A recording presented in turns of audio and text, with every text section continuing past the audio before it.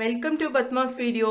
இன்னைக்கு நம்ம கில்லு வெத்தல், பக்கடா வெத்தல், வெங்காய வெத்தல் எது வேணாலும் சொல்லலாம். அதை தான் பார்க்க போகிறோம். ஈஸியாக எப்படி குக்கரில் செய்யலான்னு பார்க்க போகிறோம்.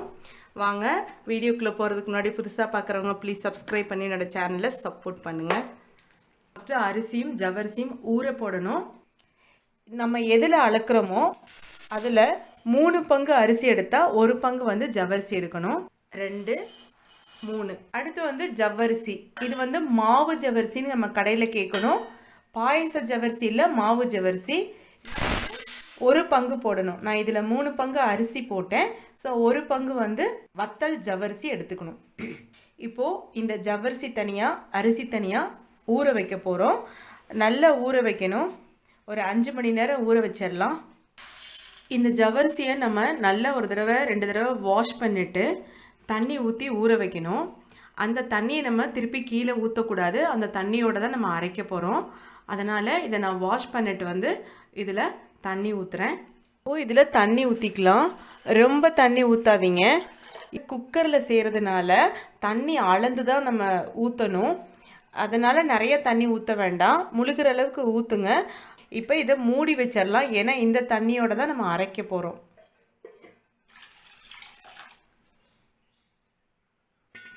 அரிசியும் ஜவ்வரிசியும் ஊறினதுக்கப்புறம் பார்க்கலாம். இப்போது நான் அளந்து தண்ணியை ஒரு பாத்திரத்தில் வச்சுட்டேன். 4 ஆளாக்குக்கு 8 ஆளாக்கு தண்ணியை எடுத்து வச்சுட்டேன். இப்போது நீங்கள் ஜவ்வரிசியில் பார்த்தீங்கன்னா தண்ணி ஒன்றும் ரொம்ப இல்லை, ஒரு அரை கிளாஸ் கூட இருக்காது. சப்போஸ் நீங்கள் நிறைய தண்ணி ஊற்றிட்டீங்க ஜவ்வரிசியில் அப்படின்னா அந்த தண்ணியை வடிகட்டி அந்த தண்ணியை இதோட அளந்து எடுத்துக்கணும். இந்த 8 கிளாஸில் அந்த ஊற வச்ச ஜவ்வரிசி தண்ணியை எடுத்துக்கணும். நீங்கள் இப்போது வேறு தண்ணியெல்லாம் நீங்கள் ஊற்றி அரைக்கக்கூடாது. இந்த தண்ணியை ஊற்றி தான் நம்ம கிரைண்டரில் அரைக்கணும். மிச்சம் தண்ணி இருந்துச்சுன்னா இந்த தண்ணியை ஊற்றி தான் நம்ம மாவை கரைக்கணும். ஸோ அதனால் நீங்கள் ஃபஸ்ட்டு ஒரு பாத்திரத்தில் அளந்து எடுத்து வச்சுக்கோங்க.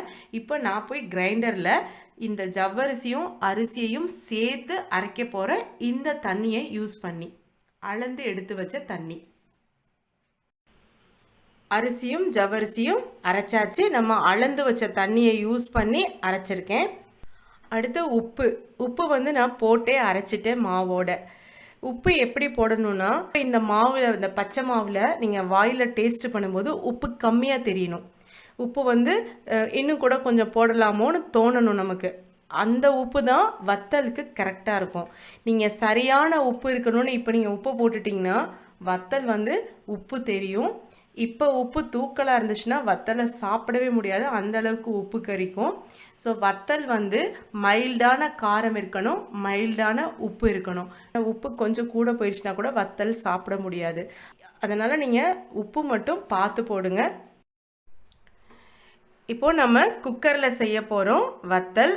ஈஸியாக இருக்கிறதுக்காக அதுக்கு தண்ணி நம்ம அளந்து தான் யூஸ் பண்ணணும்னு நான் சொன்னேன்.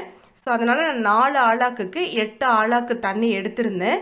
அந்த தண்ணியை அரிசியும் ஜவ்வரிசியும் சேர்த்து அரைக்கிறதுக்கு யூஸ் பண்ணிவிட்டு மிச்ச தண்ணியை இந்த குக்கரில் ஊற்றிருக்கேன். இதில் இப்போ நம்ம அரைச்ச மாவை ஊற்றிடலாம்.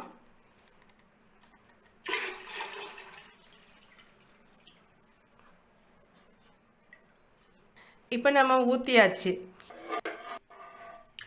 அடுப்பை நல்லா ஹை ஃப்ளேமில் வச்சுட்டு கைவிடாமல் இப்படி கிளறிக்கிட்டே இருக்கணும். நீங்கள் கொஞ்ச நேரம் இப்படி வச்சுட்டு கொஞ்சம் அடுத்த வேலை பார்க்கலான்னு நினச்சிங்கன்னா கட்டாயமாக கீழே அடி பிடிச்சிரும், கட்டியாயிரும். அதனால் நீங்கள் கைவிடாமல் கிளறிட்டே இருக்கணும். குக்கரில் செய்கிறதுனால நம்ம கொஞ்சம் கெட்டி பதம் வந்துருச்சுனாவே போதும். நம்ம குக்கர் மூடி வெயிட் போட்டுடலாம். அதனால் ரொம்ப ஈஸியாக செஞ்சிடலாம். குக்கரில் கொஞ்சம் நேரம் மட்டும் இந்த கெட்டியாக வர வரைக்கும் கிளறிக்கிட்டே இருக்கணும். இப்போ கொஞ்சம் கெட்டியாக ஆரம்பிச்சிருக்கு.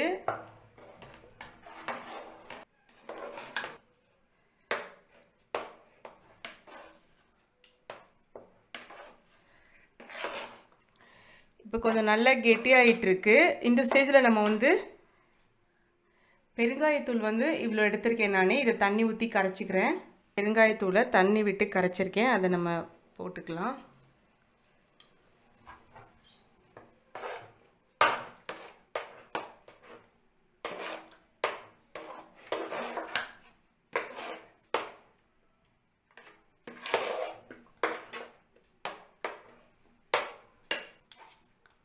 அடுத்து சீரகம் போட்டுக்கலாம்.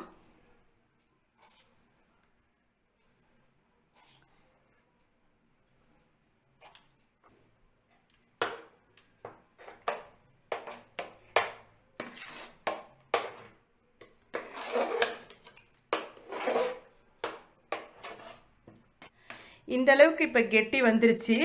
இந்த ஸ்டேஜில் நம்ம குக்கரை மூடலாம். அதுக்கு முன்னாடி வெங்காயம், பச்சை மிளகா போடணும்.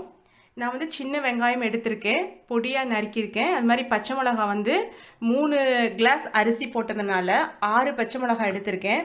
நீங்கள் வந்து காரத்துக்கு தகுந்த மாதிரி பச்சை மிளகா எடுத்துக்கோங்க. இப்போ இதில் வந்து இதை போட்டு நம்ம கிளறிடலாம்.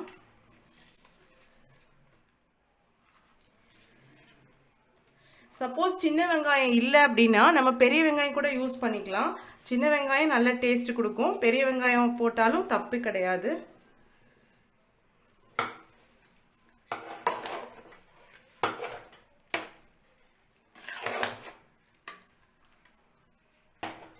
இந்த வெங்காயமும் பச்சை மிளகாவும் எல்லா பக்கமும் மிக்ஸ் ஆகுற மாதிரி நல்லா கிளறி விட்டுருங்க. இப்போது நல்லா கெட்டி ஆயிடுச்சு. ஓரளவுக்கு பாருங்கள், இந்த கெட்டி பதம் வந்துருச்சு.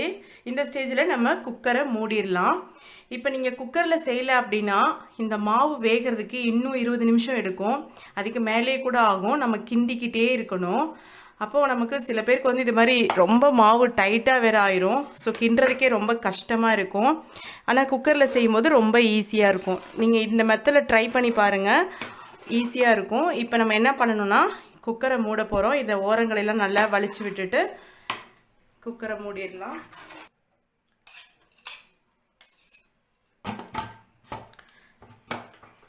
குக்கரை மூடிடலாம்.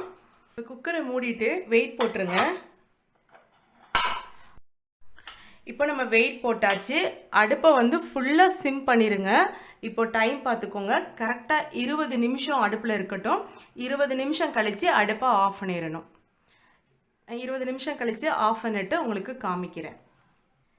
இப்போ ஸ்டீம்லாம் போயிருச்சு, திறந்து பார்க்கலாம்.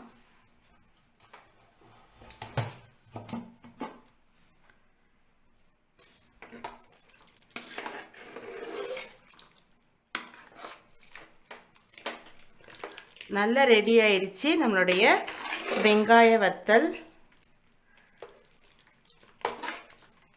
கில்லு வத்தல்னு சொல்லலாம்.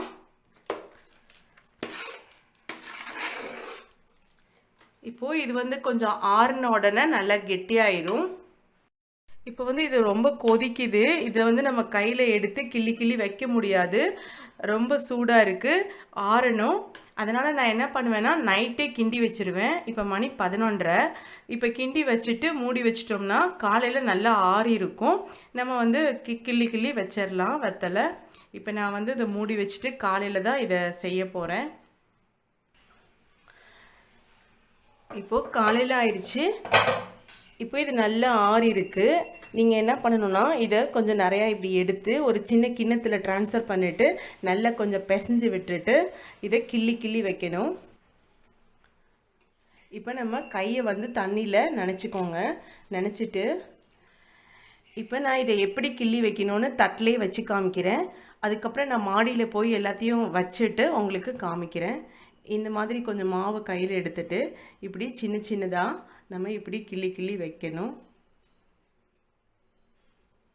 ஒரு துணி போட்டுட்டு, ஈர துணி போட்டுட்டு அதில் இப்படி கிள்ளி கிள்ளி வைக்கணும்.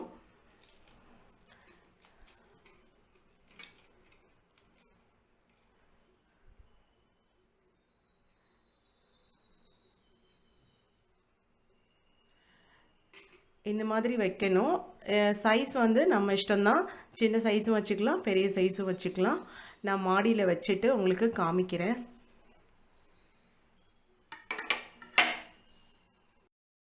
எல்லா வத்தல் மாவையும் கிள்ளி கிள்ளி வச்சாச்சு. பக்கடா வத்தல்னு சொல்லலாம், கிள்ளு வத்தல், வெங்காய வத்தல், எது வேணாலும் சொல்லலாம்.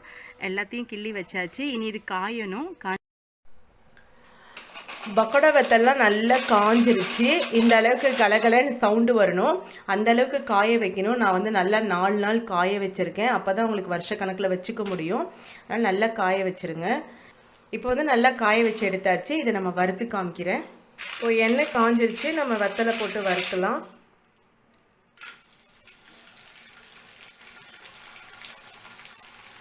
சூப்பராக பொரிஞ்சு வருது பாருங்கள்.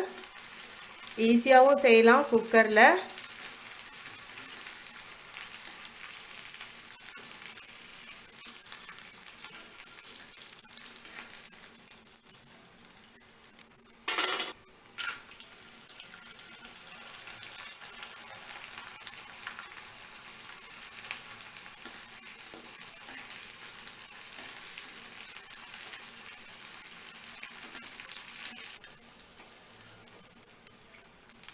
சூப்பராக ரெடி ஆயிடுச்சுங்க நம்மளுடைய வெங்காய வத்தல். நீங்களும் ட்ரை பண்ணி பாருங்கள். உங்களுக்கு இந்த வீடியோ பிடிச்சிருந்துச்சுன்னா லைக் பண்ணுங்கள், ஷேர் பண்ணுங்கள், கமெண்ட் பண்ணுங்கள். புதுசாக பார்க்குறவங்க ப்ளீஸ் சப்ஸ்கிரைப் பண்ணி என்னோடய சேனலை சப்போர்ட் பண்ணுங்கள்.